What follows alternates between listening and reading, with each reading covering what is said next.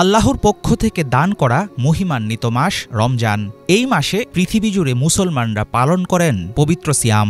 বর্তমান বিশ্বের প্রভাবশালী শিয়া অধ্যুষিত মুসলিম দেশ ইরান। দেশটিতে মহা সমারোহে পালন করা হয় মাহে রমজান।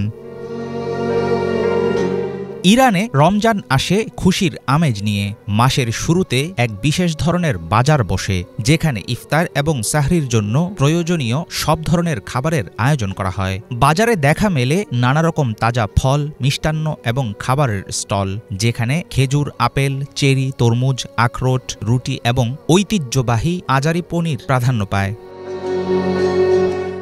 ঐতিহ্যগতভাবে ইরানি ইফতারে খেজুরের সাথে পান করা হয় চা অথবা গরম পানি।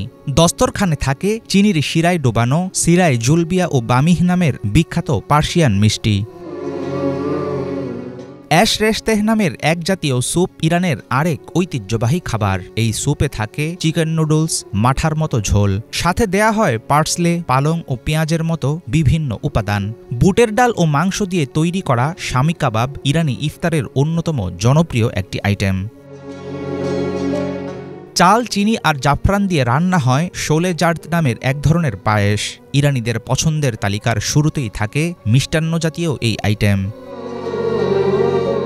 রমজানে ইরানিদের খাদ্য তালিকায় থাকে তাজা খাবার। ইফতার আইটেমে দেখা যায় খেজুর, আপেল, চেরি, তরমুজ, আখরোট, তালিবি নামের এক ধরনের বাঙি। মধু, রুটি, দুধ, পনির রোজাদারদের অন্যতম পছন্দ।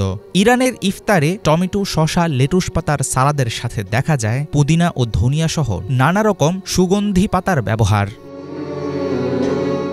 রমজানের সময় ইরানিরা নিজেদের ঘরবাড়ি, দোকানপাট ও রাস্তা সাজিয়ে তোলে। সাহরিতে গাওয়া হয় গজল, বাজানো হয় ঢোল। শিক্ষা প্রতিষ্ঠানে দেয়া হয় ছুটির ঘোষণা।